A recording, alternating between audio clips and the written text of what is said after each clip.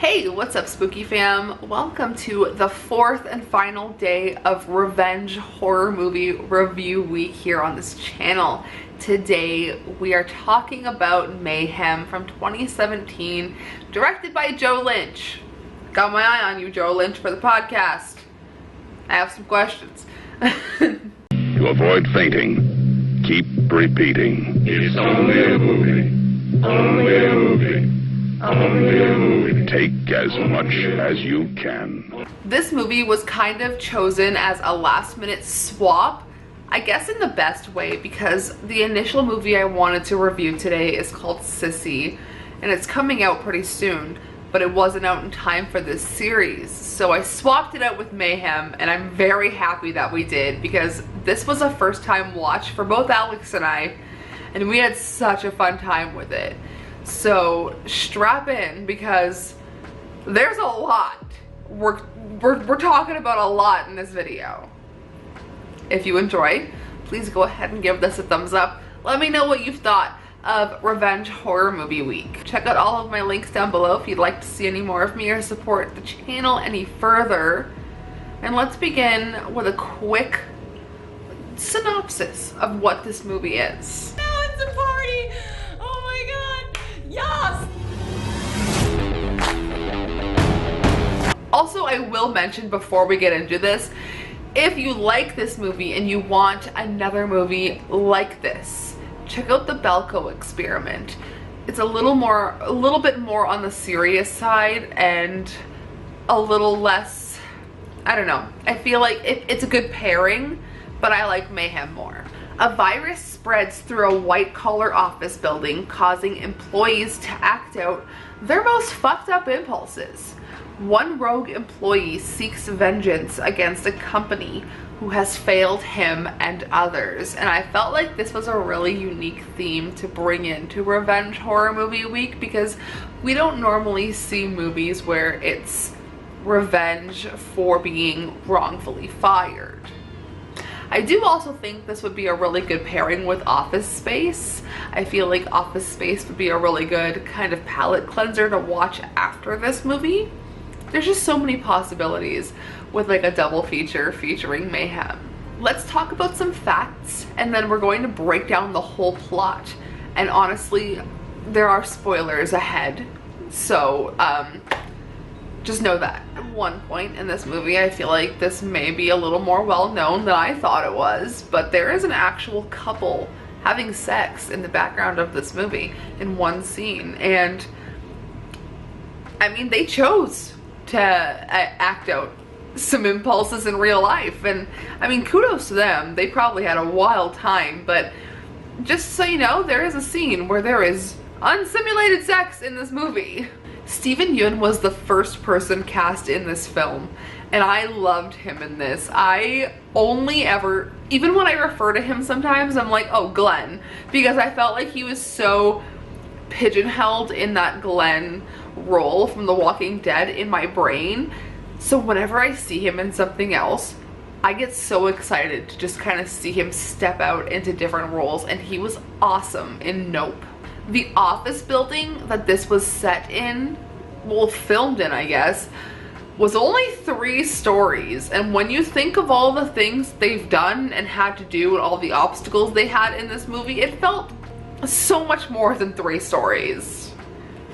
And I'm sure you'll feel that once we get into the plot breakdown. Speaking of The Walking Dead, Dallas Roberts and Steven Yeun both starred in The Walking Dead together and in this movie together, but they starred in The Walking Dead as Milton and Glenn.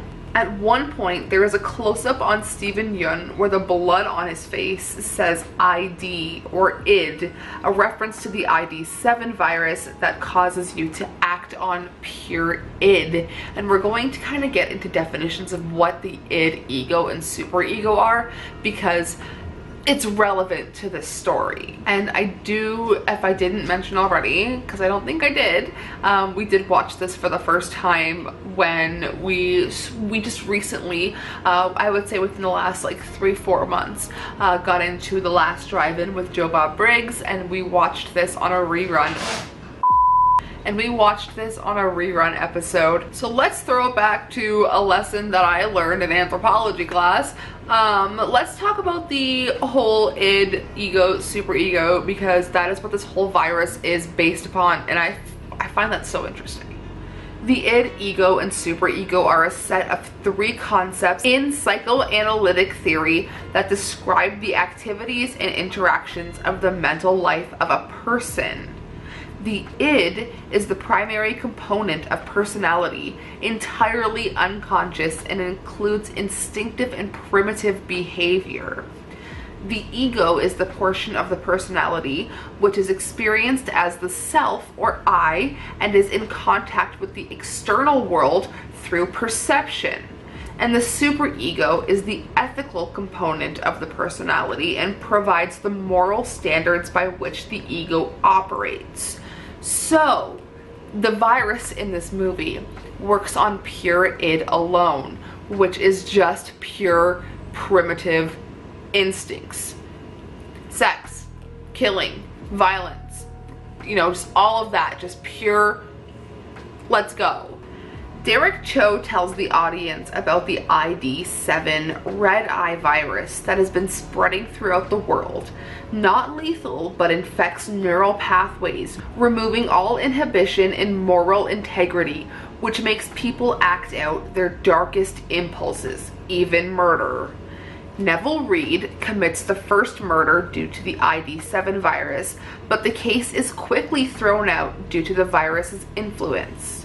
Derek, being a lawyer, found that loophole, and he rose in the ranks at the firm, earning him a corner office. A job that was once full of optimism results Derek in losing his moral compass as he climbs the corporate ladder. One morning, Derek goes into work and meets with a desperate client, Melanie, who was played by Samara Weaving, and she does a wonderful job in this movie. She asks for more time on a loan, and Derek, thinking he can't help her, calls security on her. Derek discovers that a company fuck-up has been pinned on him by his associate Kara, also known as the Siren. He confronts her, and when they plead their case to Towers, the company cunt, he orders Derek to be fired. HR Chief Lester, the Reaper, offers a severance package in exchange for Derek taking responsibility. Derek rejects, and security escorts him out as well. The building is put under quarantine because the ID7 virus has been detected in the ventilation system. A neuralizing agent is released into the building with an 8-hour time for the neutralizer to work. However, the whole building is infected and results in chaos, violence, sex, and murder. Derek attempts to take the elevator up to confront Towers and the board of directors, also known as the Nine, but Towers sends the elevator to the basement, where Derek is intercepted by Towers' enforcer, also known as the Bull. Derek's friend Ewan arrives to help, but the Bull kills him, which pisses Derek off even further, rightfully so. Derek and Melanie end up locked in a storage room together. They fight and eventually decide to work together. They realize they won't be liable for their actions, so they gear up, nail gun included, and set off on their journey of holding people accountable and getting revenge. The two set out on their mission to get key cards from Kara and the Reaper. On the way to the Reaper, Derek kills 2 more guards. They're attacked by the Reaper, and Melanie kills him with a power saw. They use the Reaper's key to get to Kara's office and fight a handful of her co-workers. Kara offers up her card for safety, but her assistant Meg destroyed it due to workplace harassment. Also, she was offered a promotion, so I mean, why not? Meg cuts out Kara's tongue and kills her. Back to Towers, taunting Derek by pissing on Ewan's body. Melanie comforts him, and of course there's a sex scene, because why wouldn't there be a sex scene? Now Derek and Melanie need another way upstairs. They convince an IT guy to hack Irene Smythe's computer, Irene being the one who initially denied Melanie's request. They offer her personal files in exchange for her card. and reversal of her denial of Melanie's original request, and she refuses and her files are destroyed. The bull attacks, but Derek kills him with a screwdriver. Smythe offers her keycard in exchange for betrayal against Melanie, and Derek accepts, but sets Melanie up to escape and kill her with a hammer. Once making their way to the top floor, Towers offers Derek a full partnership. Instead, Derek gets permission to push Towers to his death as quarantine is lifted. Derek is offered Towers' job. He accepts, extends Melanie's loan, and quits immediately. He is later seen painting with Melanie, and he advises the audience to take control of your own lives before it's too late, or we'll end up like this guy. So that was Mayhem. It was a bloody, gory, just fuck fest. And we had so much fun with it. So let us know what you thought of Mayhem. Let me know if you had as much fun with Mayhem as we did. I thank you for sticking around for this entire week. Stay tuned for some more content coming your way. Thanks for watching. Sayonara, Spooky Fam.